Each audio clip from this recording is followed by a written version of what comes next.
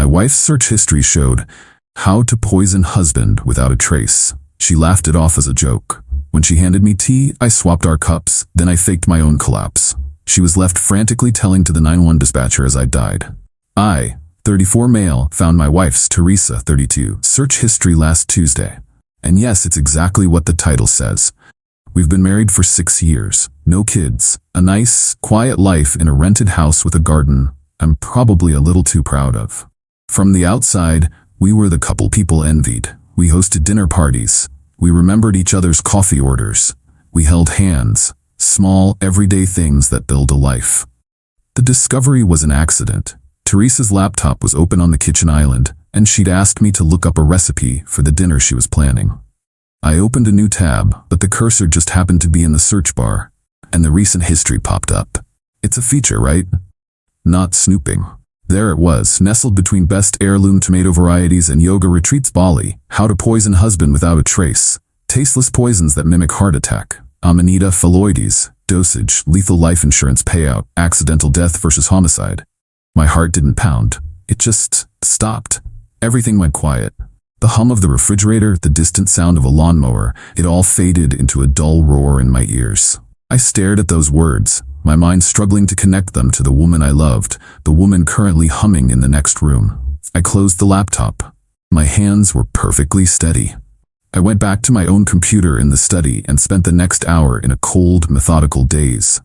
I took a high-resolution photo of her search history with my phone, making sure the timestamp was visible on her laptop screen. I emailed it to my personal email, then to a new, secret email address I created right then and there. I forwarded the email to my sister, a lawyer, with the subject line, "Read this only if you don't hear from me by tomorrow night. I love you." Then I deleted my sent history and went back to the kitchen just as Teresa came in, smiling. "Find a good recipe for dauphinoise potatoes?" she asked, her eyes crinkling in that way I used to find so endearing. I looked at her, really looked at her, tried to see behind the mask. "Still looking," I said, my voice even. Couldn't decide. The confrontation, if you can call it that, happened that night. I was too focused to be emotional. I just needed to know. I sat her down on the sofa, the same one where we'd binge-watched countless shows, and I turned my phone screen towards her. I didn't say a word. Her reaction was telling. First, a flicker of pure, undiluted panic. Her eyes widened, her breath hitched. It was there for only a second, but I saw it. I will never unsee it. Then the mask slammed back into place. She laughed, a high, tinkling, utterly false laugh. "Oh my God, Noah, you're not seriously taking that seriously?" I waited. "It's for a book," she exclaimed, gesturing wildly with her hands. "Teresa is not a writer. She's an account manager for a marketing firm. A friend of mine, Sarah, you know Sarah, she's writing a mystery novel. We were brainstorming. It's a joke. It's just morbid curiosity." "You've never mentioned Sarah writing a book," I said, my tone flat. "I know. It's a new thing. She's been very shy about it. Noah, come on, this is insane. You can't possibly think." She trailed off, feigning hurt, her lower lip trembling just so. It was a masterful performance. 6 years of marriage, and I was only now getting a front-row seat to her true talent. I felt a profound, chilling sadness. Not grief, not rage, just the quiet, hollow finality of an ending. The man who loved this woman was already dead. He died the moment he read that search history. I was just the ghost he left behind, and it was my job to handle the arrangements. I pretended to accept it. I even forced a laugh. "God, you're right. It's just jarring to see, you know?" She crawled into my lap, wrapping her arms around my neck. "Of course. I'm so sorry, baby. I should have told you. It was a stupid, dark joke." Her hug felt like a cage. The next 2 days were a masterclass in domestic theater. She was overly affectionate. She made all my favorite meals. She suggested we book a vacation, just the two of us. I played my part. I was the slightly sheepish, loving husband, easily placated and back to normal. Then came Friday. The day after I'd told my sister to open the email, Teresa announced she was making a special afternoon tea. Her own blend. She was so proud of it, bustling around the kitchen. I watched her from the doorway. She laid out a little tray, a floral teapot, and 2 matching cups. My favorite ones, the heavy ceramic ones I'd bought on our anniversary trip. As she prepared everything, she turned her back for just a moment, fussing with the sugar bowl and spoons. Her movements were just a little too precise, a little too focused. It was the only tell. That was the moment she did something to my cup. She brought the tray into the living room where I was pretending to read. She poured the tea, a fragrant, steaming amber liquid. She handed me my cup. "Here you go, my love," she said, her smile brighter than the sun. Our eyes met, and in that moment I knew. There was an anticipation in her gaze, a tautness around her mouth. This was it. My heart was finally pounding, a frantic drum against my ribs, but my hands, my blessed hands, were steady. As I reached for the cup, I let my sleeve catch on a stack of magazines on the coffee table. They tumbled to the floor. "Oh shoot," I said, my voice perfectly natural. It was the oldest trick in the book, the distraction. As we both bent down to pick up the magazines, our heads close together, our hands brushing, I did it. A quick, seamless swap, my cup for hers. It took less than a second. When we straightened up, I had the safe cup. She had the poisoned one. Neither of us had taken a sip. She was none the wiser. I raised my cup, the safe one, in a small toast. "To us," I said, my voice thick with a meaning only I understood. She beamed, raising hers. "To us." I watched her, waiting for her to drink. She brought the cup almost to her lips, but then paused, setting it down on the table. "Oh, I completely forgot the lemon biscuits," she said, with a little laugh. "They're in the kitchen. I'll be right back. Don't wait for me." She was waiting. She wouldn't drink, wouldn't relax until her plan had worked. She needed to see me take a sip first. That was all the confirmation I needed.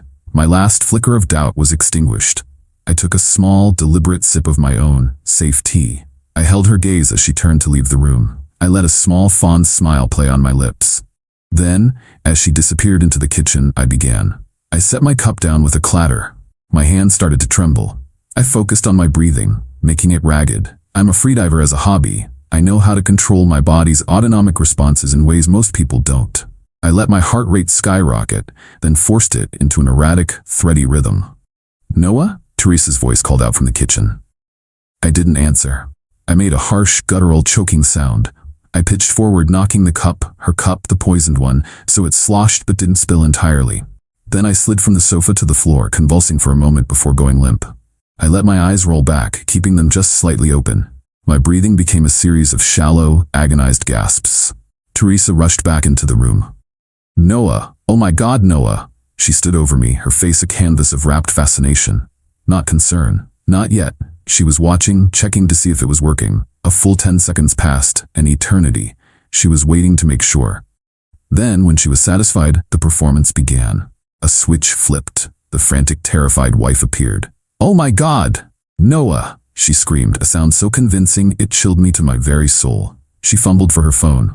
I heard her shaky fingers dialing. I heard the tinny sound of the call connecting. 911, what's your emergency? "My husband, I think he's having a heart attack. He just collapsed. He's barely breathing." Her voice was a symphony of panic and despair. She was crying. Real tears. As she spoke to the dispatcher, feeding them our address, her words a torrent of calculated hysteria. I lay there, my body twitching periodically. I could hear the faint wail of sirens in the distance, growing closer. She was going to get away with it, but she didn't know about the photo, or the email, or the fact that in her panic to play the part of the distraught wife, she had forgotten all about the poisoned cup of tea, sitting right there on the coffee table.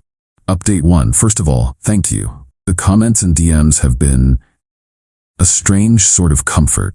It's grounding to know I'm not insane. To answer the most pressing question, I am not dead, nor did I ever technically die. But for about 15 minutes, 3 days ago, my wife and a team of very concerned paramedics thought I was on my way out. Let's pick up where I left off. The sirens were getting closer. Teresa was giving her Oscar-worthy performance to the 911 dispatcher. "His lips are turning blue," she shrieked. They were not. "His pulse is so weak, I can barely find it." A lie, but a good one. The first responders were incredible. They were in the house in what felt like seconds. I maintained my act. Body limp but with occasional tremors, eyes half open and unfocused, breathing shallow and erratic. I felt them cut away my shirt. I felt the cold circles of EKG pads being slapped onto my chest. "He's in VTAC, pulse is thready and fast," one of the EMTs yelled. Pushing amiodarone, they saw a life-threatening cardiac arrhythmia, exactly what her search history suggested she was aiming for. They were treating a genuine, critical emergency. My freediving training was paying off in a way I never imagined. Still no change. "He's crashing. Charge the paddles to 200. That was my cue. Just as they shouted clear and the high-pitched whine of the defibrillator filled the room, I took a sudden deep, shuddering breath. My eyes focused. I blinked, looked at the EMT holding the paddles and said, my voice hoarse, I think I'm okay now. The room erupted. One of the EMTs nearly dropped the paddles. The other one just stared, his mouth agape. Teresa, who had been hovering in the doorway, the picture of a grieving widow, let out a strangled gasp. It wasn't a gasp of relief, it was a gasp of pure, unadulterated horror. The look on her face was not, oh thank God my husband is alive, it was my plan has failed. The two police officers who had arrived with the paramedics immediately focused their attention on me. I was calm. I told them I felt disoriented but fine now, that it must have been some kind of bizarre vasovagal episode. Teresa tried to take over. He's delirious, she insisted, rushing to my side. He was convulsing. He needs to go to the hospital. I looked at one of the officers. She's right, I should get checked out. But officer, before we go, can you please secure the brown teacup on the coffee table? The one that's still full. I believe my wife may have put something in it. The officer's eyes flickered to the cup, then to Teresa's face, which had gone chalk white. Her frantic act evaporated, replaced by cold terror. That was all the confirmation he needed. He nodded slowly and gestured to his partner. They insisted I go to the hospital. As they loaded me onto the gurney, I saw Teresa's face. What if they ran a tox screen on the tea? What if they found something?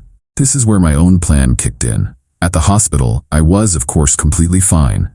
My EKG was perfect. When the ER doctor came in, I told him the whole story, but framed it as a concern.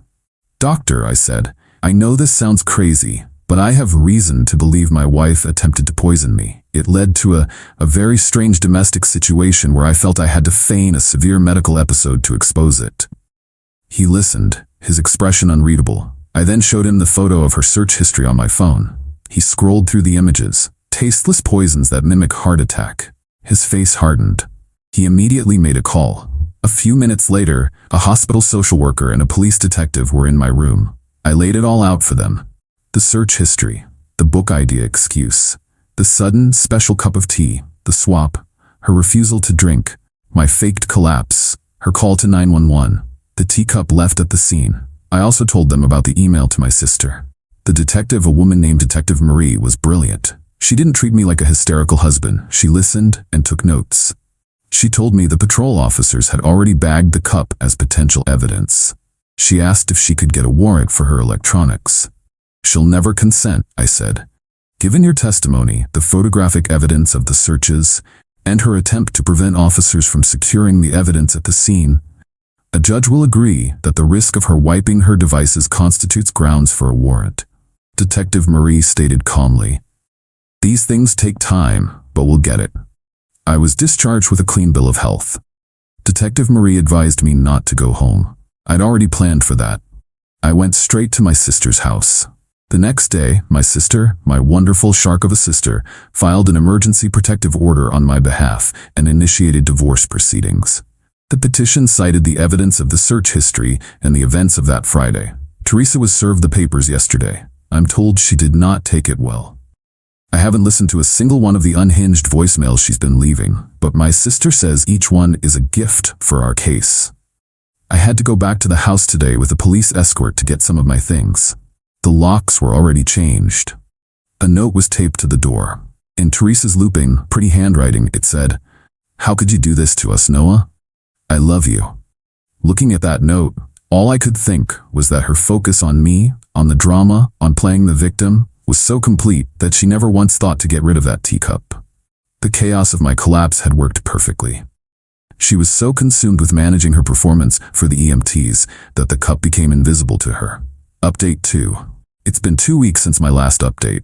2 weeks of lawyers, paperwork, and the slow, grinding machinery of the justice and bureaucratic systems.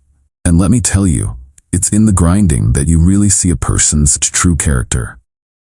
Teresa's character, it turns out, is a fascinating blend of victimhood and aggression. After the initial shock, she went on the offensive, not legally. Her lawyer seems to be advising her to keep quiet. Her battlefield is social. She's trying to win the court of public opinion. It started with our mutual friends. A call came from Jesse, a guy I'd known since college. "Noah, hey man, listen, I just got off the phone with Teresa. She's a complete wreck." "I'm sure she is," I said evenly.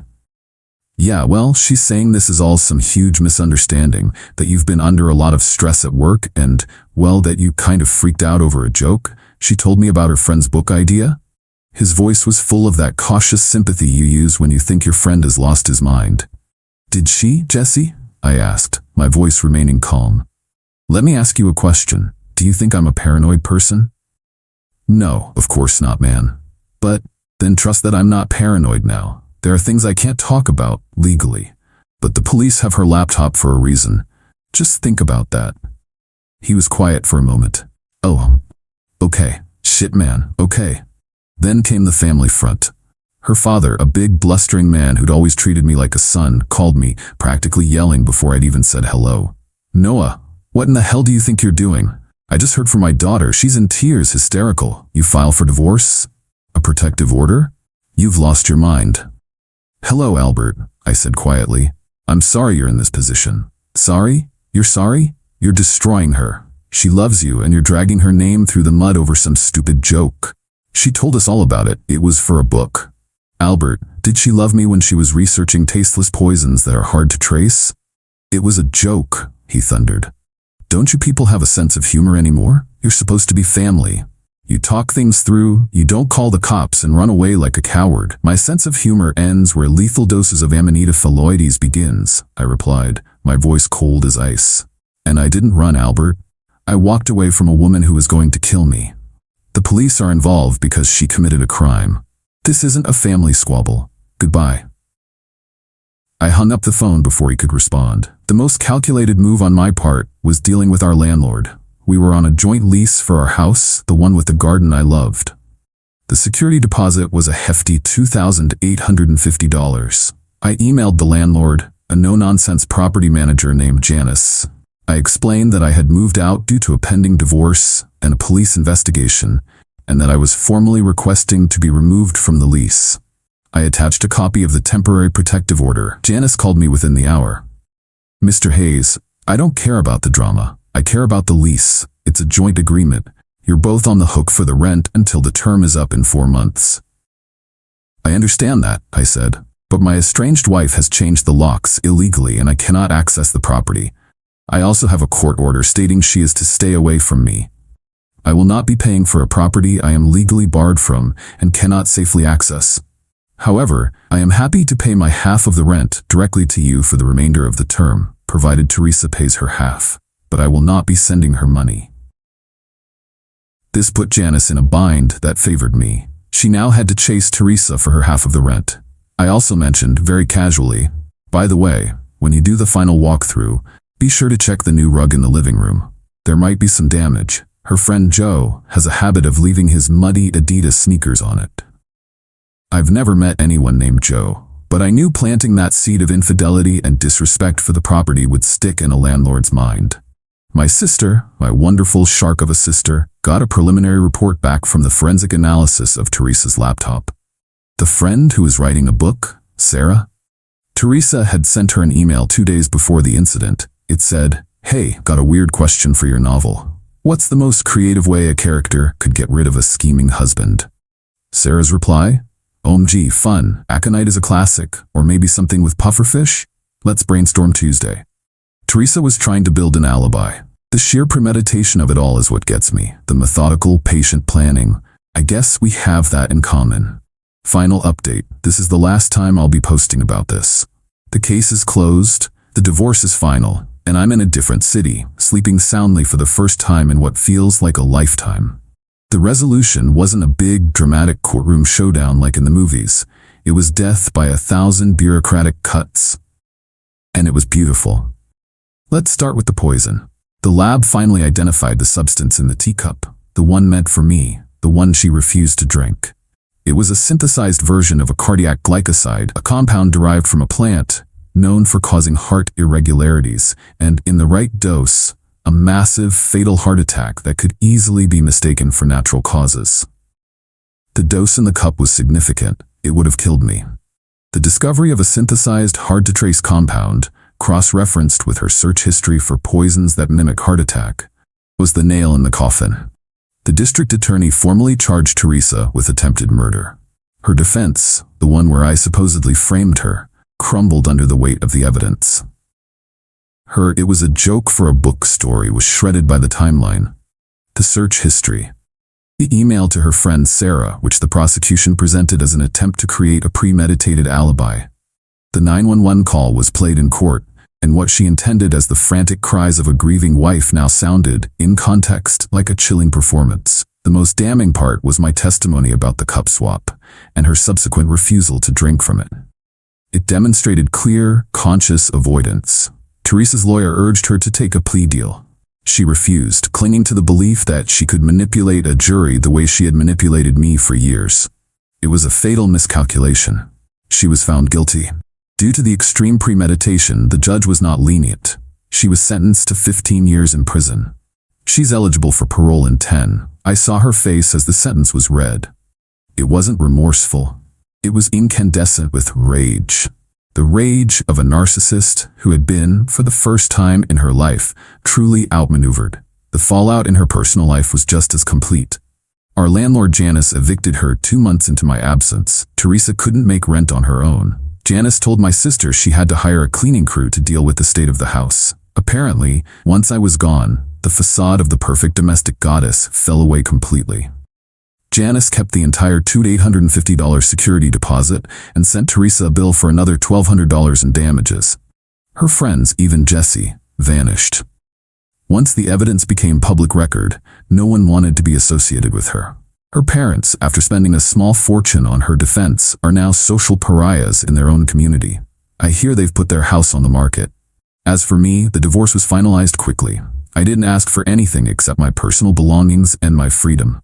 I let her have the furniture, the art we bought together, the life we built.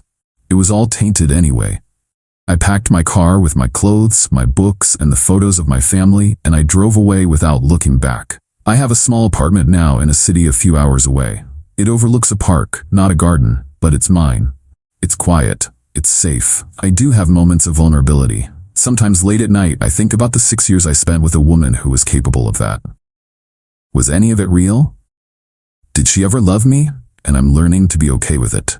The man she married is gone. He had his heart attack on that sofa. I'm what came after. I'm more careful now, more observant, sharper. The real justice wasn't her prison sentence. It was the slow, inevitable collapse of the world she built on lies. I didn't have to orchestrate some grand revenge. I just had to get out of the way, present the facts, and let the system do its job. Her own entitlement did the rest.